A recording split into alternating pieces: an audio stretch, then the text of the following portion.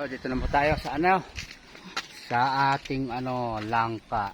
Ito, tatlo sila dito eh. Medyo mabagal ang paglaki nila. Kaya, wala kaming gulay. Ito, gugulayin na lang namin to.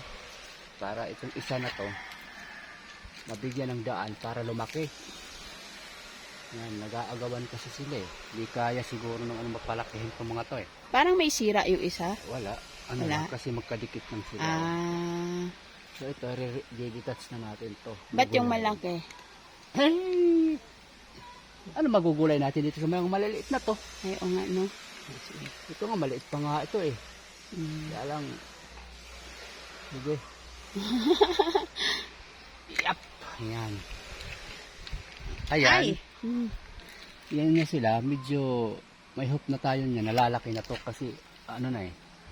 Ano na sila oh. At saka nasa dalawa pala sa isang sanga, no?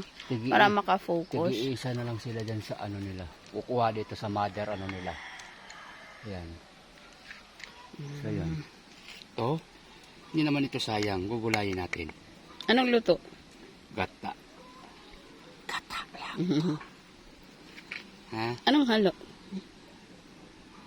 Gusto natin yung natural lang. Huwag na natin haluan kung ano-ano. Buhay farm. Na kung ano yung available dyan, ay yun lang ang natin. Masarap idaing yan eh. Huwag na.